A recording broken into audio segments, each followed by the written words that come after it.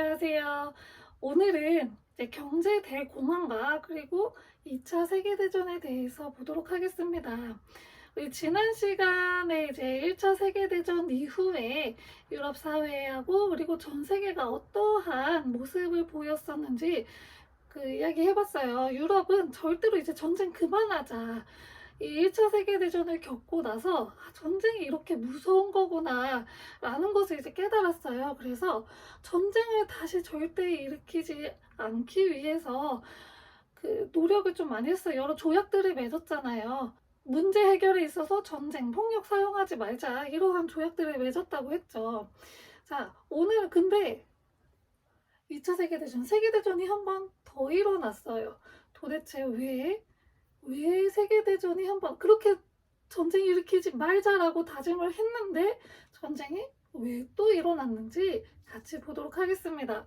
자, 먼저 이 경제 대공황인데요. 대공황은 정말 공황 상태에 빠졌다는 거예요. 경제가 완전 전 세계의 경제가 완전히 몰락을 해버렸다라는 건데 왜 그러냐면 일단 1차 세계대전 이후로 전 세계의 그런 패권이 유럽에서 미국으로 넘어가게 되면서 미국이 그 최대 채권 국가가 됐어요.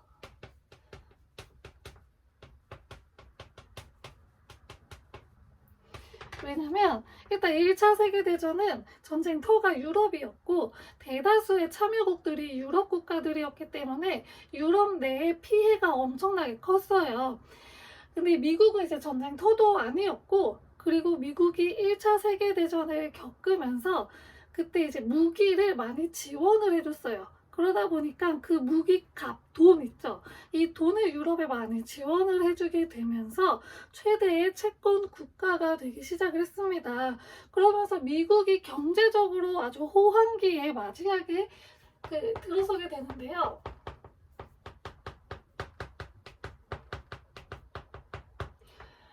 자, 경제가 호황하니까 사람들이 물건을 많이 사겠죠. 자, 그러면서 물건을 많이 만들어내게 됩니다. 물건을 너무 많이 만들어내게 된 거예요. 그러다 보니까 소비할 사람이 그만큼 되지가 않는 거예요. 그러니까 물건이 다 팔리지 못하고 쌓이게 되면서 이 물건을 처리할 수가 없게 되는 거죠. 그러니까 이제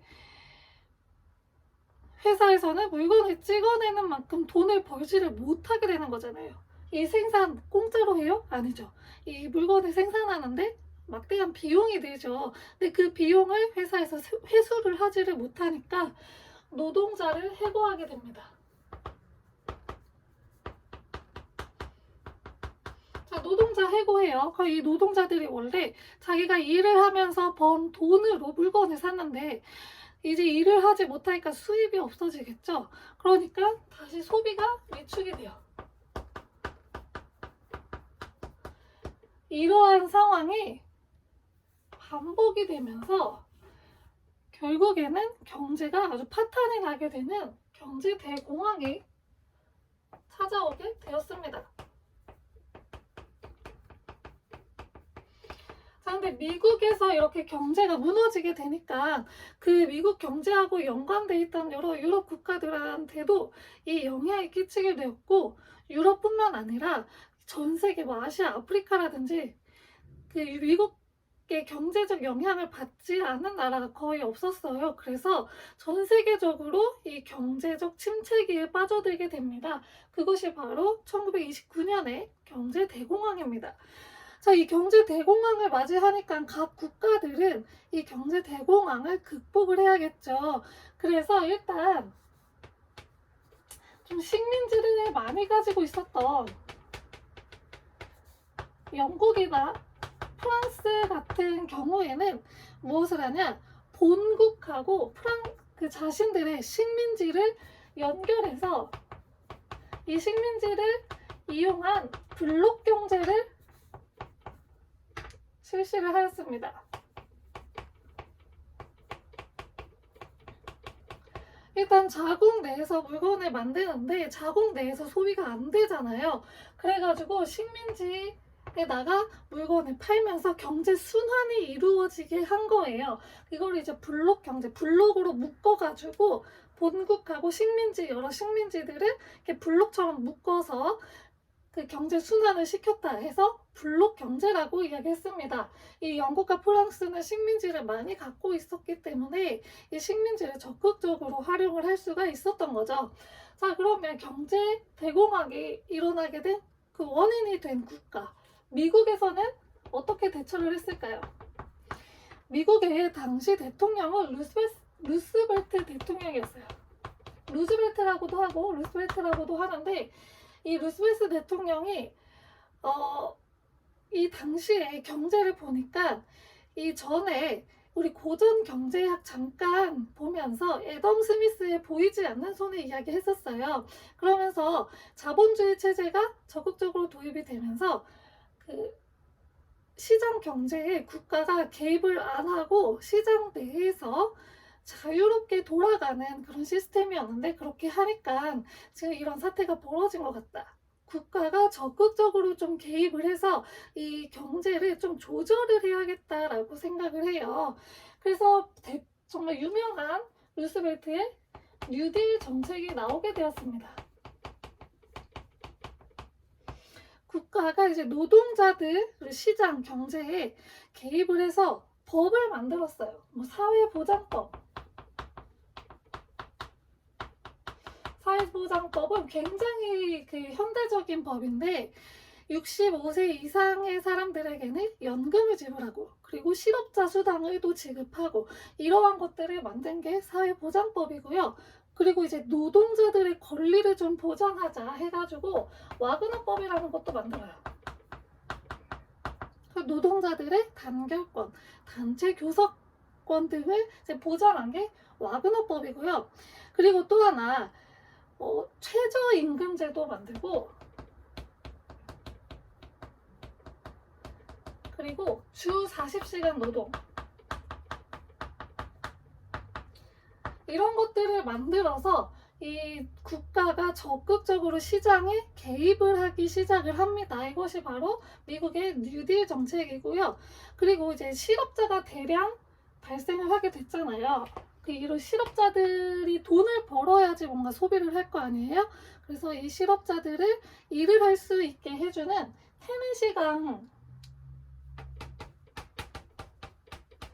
계곡을 개발하는 사업을 아예 국가가 주도적으로 해가지고 여기에 노동자들을 대량 이제 고용을 합니다. 그래서 이 대량으로 해고됐던 이 실업자들이 일자리를 찾게 되면서 임금을 받게 되고, 그러면서 소비가 자연스럽게 이루어질 수 있도록 했습니다. 그래서 이런 개발 사업을 국가 주도적으로 이제 국가가 주도를 해서 진행을 하게 되었습니다. 이것이 이제 루스벨트의 뉴딜 정책입니다. 지금도 굉장히 회자가 많이 되고 있고 긍정적인 평가가 굉장히 많이 회자되고 있는 그런 정책입니다. 자, 영국과 프랑스, 미국은 이렇게 했어요. 근데 식민지가 좀 적은 국가들이 있죠. 식민지가 얘네들처럼 많지 않은 국가들은 블록 경제로 묶어가지고 해도 이게 잘 안 되는 거예요. 그래서 어떻게 해야 될까 고민하면서 나온 게 바로 전체주의입니다.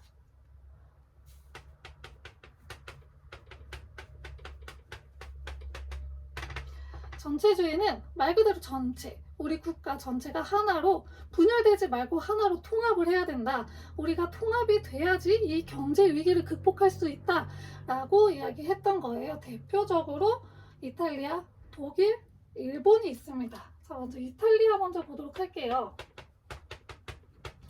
이탈리아는 통일이 좀 늦게 되는 바람에 식민지 경쟁에 좀 뒤늦게 참여를 하게 되고, 에티오피아하고 싸워서도 졌잖아요. 그러면서 식민지가 이 영국과 프랑스에 비해서는 굉장히 적었어요. 그러다 보니까 이 블록 경제가 등장하기가 좀 힘들었죠. 그런 상황에서 등장한 사람이 무솔리니라고 하는 사람이에요. 이 사람이 우리 이탈리아 하나로 좀 뭉쳐서 이 경제 위기를 타개해야 된다라고 주장을 하면서 파시즘을 내세웁니다. 자, 그러면서 무솔리니는 파시스트 당을 만들어요. 그리고 어디로 가냐? 로마로 진군을 해요. 그리고 교황하고 협상을 맺어서 로마를 이제 이탈리아 왕국에 넘겨주게 되고 바티칸이 독립국가로 승인이 됩니다. 자, 그러면서 이탈리아는 무솔리니가 권력을 잡게 되고 파시즘이 크게 퍼지게 되었습니다. 이탈리아하고 상황이 비슷했던 독일도 누가 등장을 하냐? 독일은 히틀러가 등장을 합니다. 자, 히틀러. 독일은 이 경제 대공황뿐만 아니라 우리 지난 시간에 독일 배상금 문제 거론했었죠. 배상금이 어마어마하게 많았다고 했어요. 그래서 그 배상금을 다 갚는 것도 지금 힘들어 죽겠는데 경제 대공황까지 겹친 거예요. 그래서 히틀러가 지금 우리 독일이 이렇게 힘든 상황은 누구 때문이다? 유대인 때문이다 라고 그 마녀사냥 할 대상을 골라버린 거죠. 그러면서 이제 권력을 확대해 나갔는데 히틀러는 나치당을 만들고 총선에서 승리를 합니다. 그리고 나서 총리가 돼요. 그러면서 본격적으로 권력을 휘두르면서 유대인 차별법 등을 만들면서 이제 사람들을 모으기 시작을 한 거죠.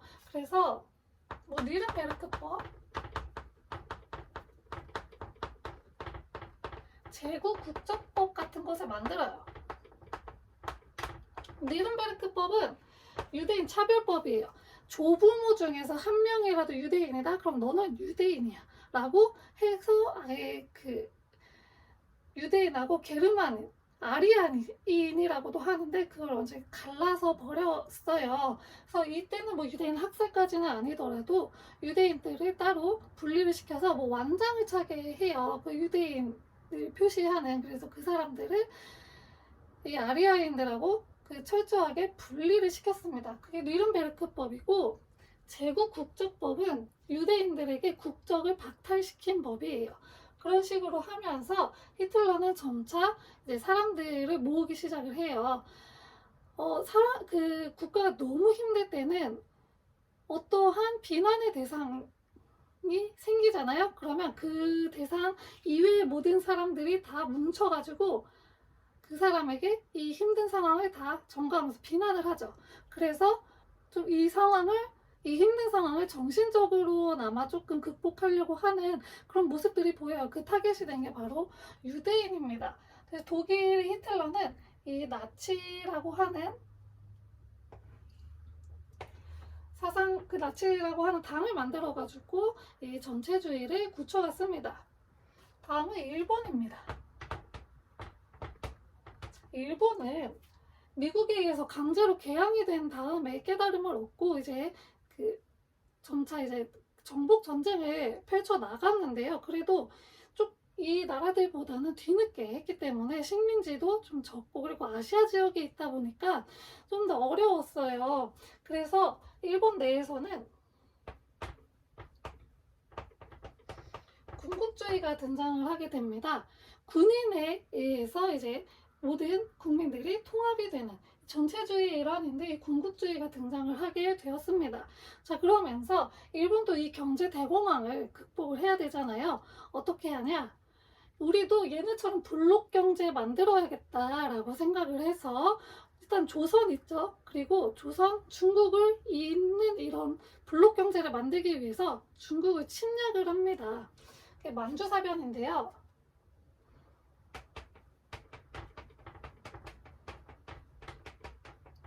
(1931년에) 만주사변을 일으키고 그 이듬해에 만주사변을 일으켜서 만주에다가 만주국을 세워서 식민지로 삼아버립니다. 이때 황제는 청나라의 마지막 황제였던 선통제 푸이를 그 허수아비 황제로 앉혀놓고 일본이 이 지역을 식민 통치하였습니다. 그리고 나서 일본은 나중에 무슨 짓거리를 하냐? 난징에 가가지고, 남경이거든요. 난징에 가서 대학살을 합니다. 이 난징 대학살 같은 경우에는 일본 측에서는 지금 굉장히 부정하고 있는데 자기네들 그런 적 없다라고 하는데, 당시에 난징에 있던 독일인 기자에 의해서 이 사실이 전 세계에 퍼져나가게 되었어요. 그래서 아직도 이 사실을 부정하고 사과하고 있지 않다고 합니다. 근데 이런 식으로 이 세 나라가 전체주의의 사상이 퍼지게 됩니다. 그러면서 이탈리아, 독일, 일본이 반공협정을 맺게 되면서 2차 세계대전이 터지게 되었습니다. 독일, 이탈리아, 일본이 반공협정으로 뭉치게 되었습니다.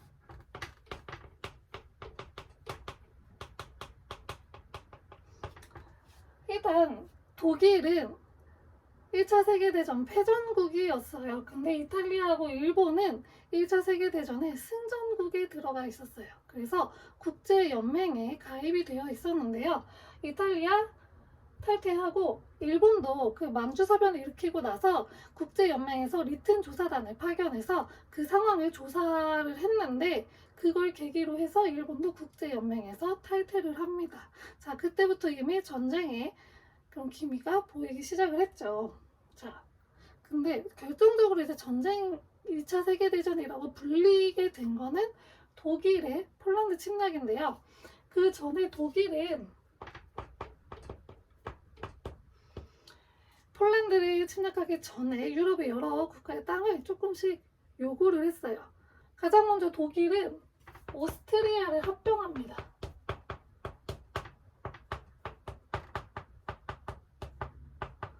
그리고 나서 체코슬로바키아라고 하는 곳이 있는데, 여기에 주데텐란트라는 데가 있어요. 그 지역을 요구합니다. 자, 그래서 영국과 프랑스가 이거 독일한테 이 지역 넘겨주면 너무 많은 것을 요구 더 하지 않을까? 근데 안 넘겨주면 안 될 것 같고, 그러니까 고민에 빠졌어요. 그래서 민현에 모여서 회의를 합니다. 독일이 이거 요구하는데 줄까 말까 해서 결국에는 그냥 주자라고 결정을 해버려요. 왜 그랬을까요? 왜냐하면 이 영국과 프랑스 같은 경우에는 1차 세계대전의 충격이 굉장히 컸어요. 그래서 이거 안 주면 독일이 전쟁을 또 일으킬 것 같아. 이거 그냥 줘버리자라고 결정을 했고요. 그리고 독일이 이거 요구했는데 여기서 뭘 더 요구하지는 않겠지라고 생각을 했어요. 그래서 히틀러의 욕심이 그렇게 많지 않을 것이다라고 잘못 판단도 했고요. 그리고 결정적으로 이 당시에는 러시아가 혁명을 일으켰잖아요. 그래서 사회주의 사상이 점점 퍼지기 시작을 했어요. 근데 이제 국가들 입장에서는 지금 이 파시즘보다는 이게 극단적인 우익 세력들이거든요. 이 극단적 우익 세력들보다 지금 사회주의 사상을 막는 게 더 우선이다라고 생각을 한 거예요. 그래서 이 독일의 체코슬로바키아의 주데텐란트라고 하는 지역을 넘겨주게 되었습니다. 자, 근데 히틀러의 욕심은 여기서 끝나지 않아요. 폴란드까지 요구를 합니다. 근데 폴란드에서 이거를 거절해요. 안 줄 거야, 우리 땅 안 줄 거야. 왜냐면 폴란드 1차 세계대전 이후에 독립을 했잖아요. 근데 또 달래. 안 줬어요. 그러자 독일이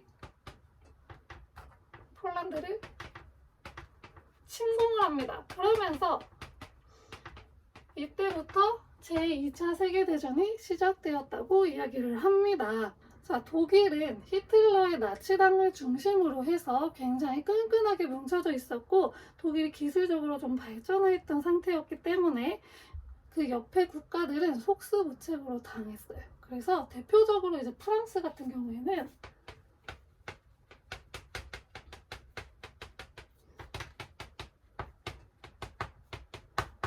프랑스 영토의 절반이 독일에게 넘어가 버렸어요. 그래가지고 독일이 지배하고 있는 땅, 그리고 거기서 독일 지배에 맞서서 저항하고 있는 땅으로 완전 이렇게 나눠져 가지고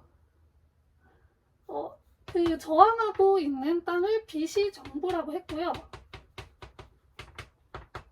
그리고 일부는 영국으로 넘어가서 이제 거기서 레지스탕스를 만들었는데 그게 이제 샤를 드골이라고 하는 사람이에요. 그 사람이 영국으로 넘어가가지고 레지스탕스를 만들어서 독일에 대항을 하려고 했어요. 그게 이제 바로 망명정부라고 합니다. 그리고 이때 이제 독일에 안 넘어간 국가가 거의 없었어요. 북유럽 같은 경우에는 거의 다 이제 넘어가게 되었고, 뭐 굉장히 많은 국가들이 독일에 넘어갔어요. 그리고 러시아는 러시아 혁명이 일어나고 나서 전쟁을 안 하겠다고 했잖아요. 그래가지고 그때 당시에는 이제 러시아가 아니고 소련이었죠. 독소 불가침 조약을 맺게 됩니다. 그래가지고 서로 침범하지 말자라고 약속을 하고, 이게 이제 겉으로 드러난 내용이고 그 속에는 이 폴란드를 독일과 소련이 분할로 점령을 하자, 그리고 발트 3국 소련이 가져가겠다라고 하는 비밀 조항까지 같이 들어있었습니다. 그래서 독소 불가침 조약까지 맺어서 동부 전선은 안전하게 지킬 수가 있었습니다. 자, 근데 여기서 역사학자들도 굉장히 아직도 의문을 많이 갖고 있는 일이 터져요. 독일의 히틀러가 어디를 이제 공격을 하냐? 러시아를 공격을 해요. 러시아, 소련이라고 더 하는 게 좋을 것 같아요.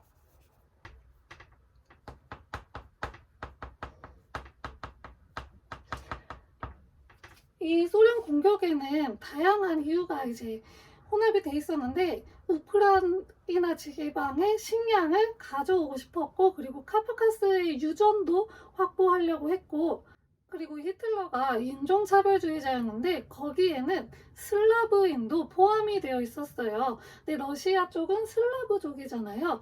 그래서 슬라브에 대한 인종차별적인 그런 것도 있어서 소련을 공격했다고 합니다. 근데 히틀러가 역사를 제대로 공부했으면 나폴레옹이 러시아 원정을 떠나서 어떻게 패배했는지 알았을 거 아니에요. 근데 그런 거 다 상관없이 그냥 지금 전쟁에 집중을 하면서 소련을 공격을 하면서 동부전선이 추가가 되었습니다.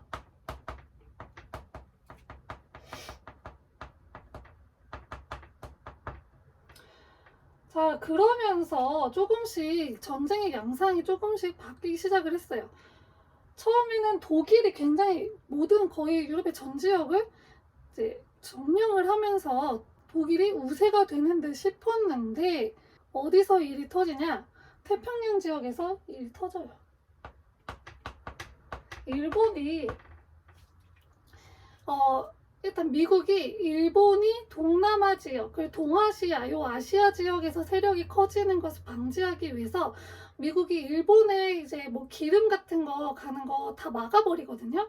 그러니까 일본에서는 그것을 타개하기 위해서 미국을 좀 공격해야 되는데, 미국 본토를 공격하면 일본 입장에서는 승산이 없다라고 생각을 했고, 그렇게 되면 일이 너무 커질 것 같으니까 하와이를 공격하자라고 생각을 해서 그 하와이의 진주만이라고 하는 바다를 습격을 합니다. 이게 완전 기습 공격이었어요. 그래서 미국은 전혀 대비를 못하고 있었던 상황에서 기습을 받아가지고 이때는 미국이 좀 크게 당했다고 합니다. 자, 그러면서 미국이 적극적으로 이제 2차 세계대전에 들어서게 되면서 이때부터 진정한 세계대전이라고 부르기도 합니다. 자, 그러면서 태평양에서 전투가 벌어지게 되고 결정적인 이제 해전이 하나 벌어지는데요. 미드웨이 해전이 벌어지게 됩니다. 그러면서 여기서 일본이 대패를 하게 돼요. 그래서 전세가 역전이 되기 시작을 한 거예요. 거기다가 독일이 소련을 공격했다고 했죠. 여기서 스탈린그라드라고 하는 지역이 있었어요. 이 스탈린그라드 전투에서 독일이 크게 당합니다. 그러면서 점점 이 반공협정 요 측이 무너지기 시작을 하는 거예요. 거기다가 이제 무너져 가고 있을 때 무엇을 결정을 하냐? 노르망디에 상륙하는 노르망디 상륙작전이 진행이 됩니다. 자, 이게 착착착착 진행이 되면서 점점 이제 연합국 쪽으로 그 전세가 기울기 시작을 해요. 그러니까 히틀러는 좀 이제 그 직감을 한 거죠. 그래서 히틀러는 자기 그 벙커에서 권총으로 자살을 하게 됩니다. 그럼 독일이 항복을 하고, 그리고 이탈리아도 항복을 합니다. 자, 무솔리니는 처형을 당했다고 합니다. 자, 이제 어디가 남았죠? 일본이 남았죠. 일본은 끝까지 항복을 안 하고 있었어요. 그래가지고 미국이 히로시마와 나가사키에 원자폭탄을 투하합니다.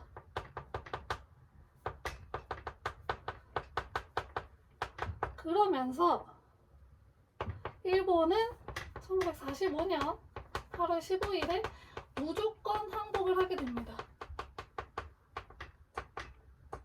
그러면서 우리나라도 이때 이제 일본이 패전국이 되면서 광복을 맞이하게 됐었죠. 자, 그리고 이때 일본은 천황이 있죠. 이 천황은 신으로 여겨졌었어요. 근데 미국이 일본 천황한테 시켜가지고 인간선언, 난 신이 아니고 인간이라고 하는 인간선언을 하게 시키기도 했다고 합니다. 이렇게 해서 2차 세계대전은 끝나게 되었습니다. 2차 세계대전이 끝나기 직전에 대서양 헌장이라는 것을 결의를 하는데, 이거는 이제 평화 원칙을 준수하자 이런 내용이고요. 그러면서 만들어진 단체가 지금까지 우리 그 전 세계의 평화를 수호하고 있는 국제연합입니다.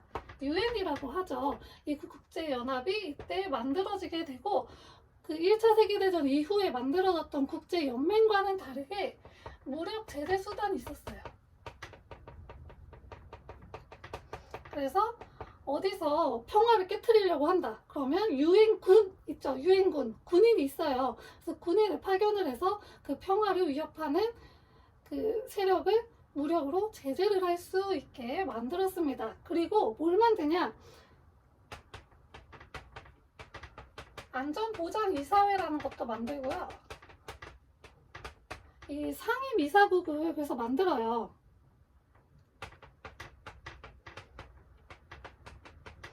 상임이사국을 5개를 만드는데 여기 지금 중국이 포함이 되어 있어요. 중국이 굉장히 힘이 세다는 걸 알 수가 있죠. 그래서 5개의 국가가 들어가는데 거기에 중국이 들어가 있는 거예요. 그래서 이때 이제 국제연합이 이렇게 만들어졌다고 합니다. 자, 이번 시간은 경제대공황과 제2차 세계대전에 대해서 알아보았어요. 미국이 1차 세계대전 이후에 최대의 채권국가로 등장을 하게 되면서 굉장히 경제적 호황기를 누리면서 대량 생산을 하게 되는데, 그거를 모두 소비할 수가 없어서 결국에는 기업이 몰락을 하게 되고 노동자를 해고하게 되면서 그 노동자들이 소비를 할 수 없게 되고, 이러한 상황이 악순환으로 이제 이루어지게 되면서 결국엔 경제 대공황이 펼쳐지게 되는데, 그거를 극복하는 과정에서 미국은 뉴딜 정책, 국가가 적극적으로 이제 시장 경제에 개입하는 뉴딜 정책을 실시를 하면서 경제 상황을 극복하려고 했고, 식민지가 많은 국가에서는 식민지들을 묶어서 블록 경제를 통해서 그 경제 대공황을 극복하려고 했지만, 식민지가 적은 이 세 나라는 그렇게 할 수가 없어서 우리 안에서 좀 뭉쳐서 다른 방향을 좀 모색해보자 하는 전체주의가 등장을 하게 되었어요. 그래서 강력한 독재자가 등장을 하게 되었고, 독재자에 의해서 사람들이 그 밑으로 다 뭉치게 되면서 전쟁이 벌어지게 되었습니다. 이제 독일이 폴란드를 침공하면서 전쟁이 본격적으로 벌어졌는데, 초반에는 독일이 유럽을 거의 다 점령을 하면서 우세했지만 일본이 진주만을 습격해서 미국을 건드리게 되면서 전세가 역전이 되었고, 스탈린그라드 전투에서 이제 소련에 의해서 독일이 완전 처참히 무너지게 되면서 정말로 이제는 이 연합국 쪽으로 완전히 전세가 기울게 돼요. 거기다가 그거의 가속 페달을 이제 붙인 게 바로 노르망디 상륙 작전이었어요. 노르망디에 상륙을 해가지고 공격을 한 거죠. 그래서 이 대표적인 세사 그 전투로 인해서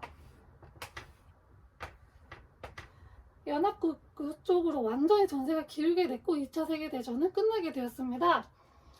자, 그러면서 대서양 헌장을 반포하게 되면서 지금 이제 전 세계의 평화를 수호하는 국제연합 UN이 만들어지게 되었습니다. 자, 이번 시간은 여기까지고요. 다음 시간에는 2차 세계대전 이후에 유럽은 완전히 무너지게 되면서 미국과 소련이 강자로 등장을 하게 돼요. 근데 이 미국은 자본주의 국가였고 소련은 사회주의 국가였잖아요. 그래서 이 둘의 사상이 부딪히게 되면서 서로 소리 없는 이런 총성이 울리는 전쟁이 아니고 서로 이제 군비라든지 우주 경쟁을 통한 그런 소리 없는 전쟁이 일어나요. 그게 바로 이제 냉전이라고 하는데 이 냉전에 대해서 그리고 그 냉전 자본주의, 사회주의 그 어디에도 포함되지 않는 제3세계가 등장을 하게 됩니다. 그거에 대해서 같이 보도록 하겠습니다. 감사합니다.